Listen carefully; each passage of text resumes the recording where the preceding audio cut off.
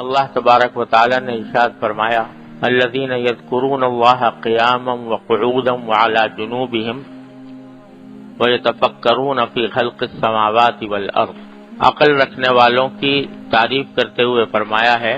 کہ یہ وہ لوگ ہیں جو اللہ تعالیٰ کا ذکر کرتے ہیں کھڑے بھی، بیٹھے بھی اور لیٹے بھی، اور آسمانوں اور زمین کی تخلیق کے بارے میں غور کرتے ہیں. اور رسول اللہ صلی اللہ علیہ وسلم نے فرمایا لِكُلِّ شَيْءٍ ثَقَالَةٌ وَثَقَالَةُ الْقَلْبِ ذِكْرُ اللَّهِ، کہ ہر شے کی ایک چیز ثقل کرنے والی ہوتی ہے، یعنی چمکانے والی ہوتی ہے، اور قلوب کو چمکانے والی چیز اللہ کا ذکر ہے. ذکر کے معنی لغت میں یاد رکھنا ہے،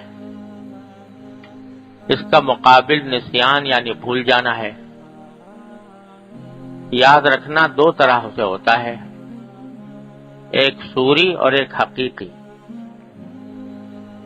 صوری زبان سے یاد کرنے اور نام لینے کو کہتے ہیں، اور حقیقی ادائے حقوق کو کہتے ہیں. ذکر لسانی یعنی زبان سے یاد کرنا بھی ذکر اللہ کا ایک فرض ہے مگر ناقص، اور ذکر حقیقی ذکر اللہ کا فرض کامل ہے. اگر دونوں جمع ہو جائیں یعنی ادائے حقوق کے ساتھ ذکر لسانی بھی ہو تو سبحان اللہ درجہ اکمل ہے. غرض کوئی خیر دنیا و آخرت کی نہیں ہے جو ذکر اللہ میں نہ آ گئی ہو. یہ جو بار بار عرض کرتا ہوں کہ اپنے سوچ کا رخ موڑنے کی ضرورت ہے کہ دن رات ہم جو دنیا کے کاموں اور دنیا کی راحتوں اور اس کی لذتوں کے خیال میں مگن رہتے ہیں، ان خیالات کا رخ اللہ جل جلالہ کی طرف، اللہ تبارک و تعالی کے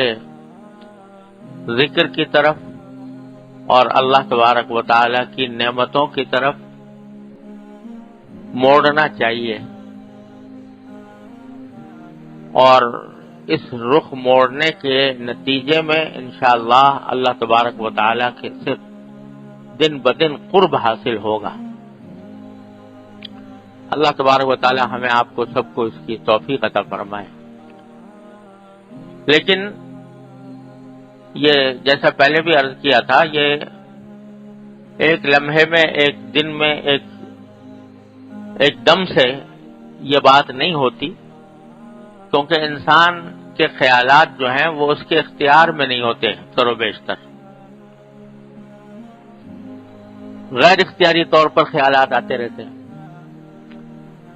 لیکن اللہ تبارک و تعالیٰ کی سنت یہ ہے اور تجربہ بھی یہ ہے کہ جس چیز کی اہمیت زیادہ ہوتی ہے اور جس سے محبت زیادہ ہوتی ہے اس کا خیال زیادہ آتا ہے. اگر انسان کو اپنے پیسے کمانے کی اہمیت ہے دل میں اور دنیاوی راحت و آرام کی اور لذتوں کی اہمیت دل میں ہے تو اسی کے خیالات زیادہ آئیں گے. کسی شخص سے، کسی ذات سے، کسی کام سے، کسی چیز سے محبت ہے تو اس کے خیال زیادہ آئیں گے. تو اللہ تبارک و تعالی کے حضور پیش ہونے اور اللہ تبارک و تعالی کے سامنے جواب دہ ہونے کی اہمیت جب دل میں بیٹھے گی کہ پتہ نہیں کس وقت میری موت آ جائے، کس وقت میری آنکھ بند ہو جائے، کس وقت میں قبر میں پہنچ جاؤں، کس وقت میں اللہ تبارک و تعالی کے حضور حاضر ہو جاؤں. جب اس بات کی اہمیت دل میں آئے گی کہ آخرت زیادہ اہم چیز ہے بنسبت دنیا کے، دنیا کا کچھ پتہ نہیں کتنے دن کی ہے، اور جو لذت ہے، جو راحت ہے، جو مزہ ہے دنیا کا وہ فانی ہے، فنا ہو جانے والا ہے. کوئی لذت کامل نہیں، کوئی راحت کامل نہیں، مکمل نہیں. ہر لذت کے ساتھ، ہر راحت کے ساتھ کسی نہ کسی غم کا کانٹا لگا ہوا ہے، کسی نہ کسی فکر کا کانٹا لگا ہوا ہے۔ بڑے سے بڑا صاحب اقتدار، بڑے سے بڑا سرمایہ دار، مالدار، دولت مند، جس کو دنیا کی ساری راحتیں بظاہر میسر ہیں، لیکن اس کو بھی غم سے اور فکر سے چھٹکارا نہیں۔ بلکہ عام طور سے دیکھا ہے کیا، جتنا زیادہ آدمی کی دولت ہوتی ہے، جتنی جائیدادیں ہوتی ہیں، جتنا تجارت وسیع ہوتی ہے، کاروبار بڑا ہوتا ہے، اتنے ہی غم زیادہ ہوتے ہیں، اتنی ہی فکریں زیادہ ہوتی ہیں۔ پھر نہ جائے، یہ نہ ہو جائے، وہ نہ ہو جائے، ہر رات دن رات آدمی اس فکر میں مبتلا رہتا ہے۔ تو دنیا کی نہ کوئی راحت مکمل اور نہ کوئی لذت مکمل، ہر ایک کے ساتھ غم کا، فکر کا کانٹا لگا ہوا ہے۔ اور آخرت اول تو دائمی، ہمیشہ کے لیے ہے، کبھی ختم نہ ہونے والی، اور اس میں اگر اللہ تبارک و تعالی اپنے فضل و کرم سے، اپنی رحمت سے نواز دیں اور اہل جنت میں شامل فرما لیں، تو صرف ایک نعمت کا آپ تصور کیجئے جو قرآن کریم میں بیان فرمائیے، لا خوف علیہم ولا هم یحزنون، اور بھی کچھ نہ ہو، صرف یہ نعمت کہ نہ کوئی خوف، آئندہ کا کوئی خوف نہیں، یہ ہو جائے گا وہ ہو جائے گا، کوئی فکر نہیں، خوف نہیں، ولا هم یحزنون، اور نہ کبھی غم ہے کہ پیچھے کیا ہوا تھا کیا نہیں ہوا تھا، سب غم مٹ گئے، سارے خوف مٹ گئے۔ اور کچھ بھی نہ ہو تو انسان کا خوف اور غم سے خالی ہو جانا،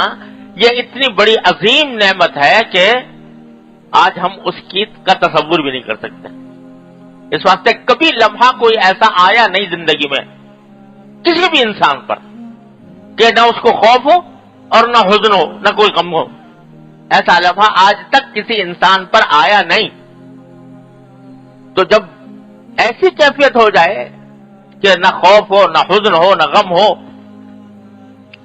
تو اور اس سے یہ نعمت ہی اتنی بڑی ہے کہ کچھ اس کا حد و حساب نہیں۔ تو اگر اللہ تبارک و تعالی آخرت کی اہمیت دل میں ڈال دے، جس کو قرآن کریم میں فرمایا کہ وہ تؤثرون حیات الدنیا والآخرۃ خیر وابقی، تم دنیاوی زندگی کو ترجیح دیتے رہتے ہو ہر وقت، حالانکہ آخرت خیر بھی ہے، یعنی سراپا خیر ہے، اس میں کوئی شر کی آمیزش نہیں، راحت ہی راحت ہے، لطف ہی لطف ہے، اور لذت ہی لذت ہے، وہ خیر بھی ہے، وابقا، اور پائیدار بھی ہے کہ ہمیشہ رہنے والی ہے، کبھی ختم نہیں ہونے والی۔ تو اللہ تبارک و تعالیٰ اپنے فضل و کرم سے آخرت کی اہمیت اگر دل میں بٹھا دے تو پھر جس چیز کی اہمیت ہوتی ہے اس کا خیال بھی زیادہ آتا ہے، جب اس کو میں درست کروں، اس کو بہتر کروں۔ دوسرے، محبت، اللہ جل جلالہ اپنے فضل و کرم سے اپنی محبت عطا فرما دے، اور دعا مانگتے رہنا چاہیے کہ اللہ اپنی رحمت عطا، اپنی محبت عطا، اللہم ارزقنی حبک وحب من یحبک، اے اللہ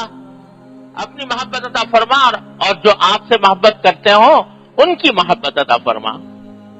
تو محبت اللہ تبارک و تعالی عطا فرما دے تو جس چیز کی محبت ہوتی ہے اس کا خیال زیادہ آتا ہے، اس کا خیال زیادہ آتا ہے۔ تو اس لیے دو چیزیں ضروری ہیں اپنے خیالات کا رخ تبدیل کرنے کے لیے، ایک آخرت کی اہمیت، اور دوسرے اللہ تبارک و تعالی کی محبت۔ ان دونوں چیزوں کو پیدا کرنے کے لیے ایک چیز ہے جو معین اور معاون ہوتی ہے، مددگار ہوتی ہے، اور وہ ہے ذکر لسانی، اللہ تعالیٰ کا ذکر۔ جتنا جتنا اللہ تعالیٰ کا ذکر کیا جائے گا اتنا ہی اللہ تبارک و تعالی سے قرب بڑھے گا۔ قرآن کریم نے فرمایا کہ اذکرونی اذکرکم، میرا ذکر کیا کرو، میری یاد کیا کرو تو میں تمہیں یاد کروں گا۔ جب اللہ یاد کرے، اللہ تبارک و تعالی یاد کریں کسی کو تو پھر اس کو اپنا قرب بھی عطا فرمائیں گے۔ اس لیے اس بات کو کہ اللہ تعالی نے دونوں یہ جو آیتیں پڑھی سورہ آل عمران کی کہ الذین یذکرون اللہ قیاما وقعودا وعلی جنوبہم وَيَتَفَكَّرُونَ فِي خَلْقِ السَّمَاوَاتِ وَالْأَرْضِ، دونوں چیزوں کو ساتھ ساتھ ذکر کیا اللہ تبارک و تعالی کہ یہ فرمایا ان فی ذلک لآیات لأولی الالباب، نشانیاں ہیں عقل رکھنے والوں کے لیے۔ عقل رکھنے والا کون ہے؟ وہ نہیں جو پیسے زیادہ پیدا کرتا ہو، وہ نہیں جو جاہو منصب جس کے بعد بہت زیادہ ہو، دنیا مال و دولت جس کے بعد، بلکہ فرمایا عقل والے وہ ہیں الذین یذکرون اللہ قیاما وقعودا وعلی جنوبہم، جو اللہ تعالیٰ کا ذکر کرتے ہیں کھڑے بھی، بیٹھے بھی، لیٹے بھی۔ وَيَتَفَكَّرُونَ فِي خَلْقِ السَّمَاوَاتِ وَالْأَرْضِ، اور غور کرتے ہیں آسمان و زمین کی تخلیق میں کہ یہ اللہ تعالیٰ نے بیکار پیدا، ربنا ما خلقت ھذا باطلا، پروردگار یہ چیزیں، یہ آسمان، یہ زمین، یہ چاند، یہ سورج، یہ ہوائیں، یہ سمندر، یہ پہاڑ، یہ پوری کائنات، یہ آپ نے بے فائدہ پیدا نہیں کر دی، ویسے ہی لغو پیدا نہیں کر دی، بیکار پیدا نہیں کر دی، بلکہ اس لیے پیدا کی ہے تاکہ اس کے ذریعے ہم جنت کی ابدی زندگی حاصل کریں۔ یہ سوچتے ہیں، یہ تفکرون فی، تو فکر، سوچنا اور ذکر، یعنی اللہ تبارک و تعالیٰ سے، تو ذکر کو پہلے ذکر کیا، فکر کو بعد میں، کہ جب آدمی ذکر کرتا ہے اور کثرت سے کرتا ہے، چلتے بھی، پھرتے بھی، کھڑے بھی، بیٹھے بھی، لیٹے بھی، تو اس کے نتیجے میں اللہ تبارک و تعالیٰ اس کے اندر فکر بھی پیدا فرما دیتے، سوچ اس کی تبدیل ہو جاتی ہے، وہ سوچ کی طرف، سوچ اس کی آخرت کی طرف مڑ جاتی ہے، اللہ تبارک و تعالیٰ کی طرف مڑ جاتی ہے۔ اس لیے ذکر جو ہے یہ ایک زینہ ہے اس منزل تک پہنچنے کے لیے۔ ذکر سے میری مراد ذکر لسانی ہے۔ حضرت نے یہاں فرمایا کہ ذکر کی دو قسمیں ہیں، ایک ذکر لسانی یعنی زبان سے ذکر کرنا، اور ایک ذکر قلبی یعنی قلب سے ذکر کرنا۔ زبان سے ذکر کرنے کے معنی تو یہ ہے کہ کوئی نہ کوئی ایسا اللہ تبارک و تعالیٰ کا آدمی نام لیتا رہے، اللہ تعالیٰ کی تعریف میں جو کلمات ہیں، سبحان اللہ، الحمدللہ، لا الہ الا اللہ، یہ کلمات زبان پر اس کے آتے رہیں۔ اور ذکر قلبی کے معنی یہ ہے کہ اس کا دل اللہ تبارک و تعالیٰ کی طرف لگا ہوا ہو، اور اس کا مظاہرہ اس طرح ہوتا ہے کہ جتنے اس کے ذمہ حقوق ہیں سب ادا کرے، اللہ تعالیٰ کے حقوق ادا کرے، اپنے بندوں کے جو حقوق اللہ تبارک و تعالیٰ نے اس کے ذمہ رکھے ہیں ان کو ادا کرے، اور اللہ کی رضا کے لیے ادا کرے۔ تو یہ ذکر قلبی کا ایک بڑا وسیع مفہوم ہے۔ لیکن زینہ اس کا یہ ذکر لسانی ہے۔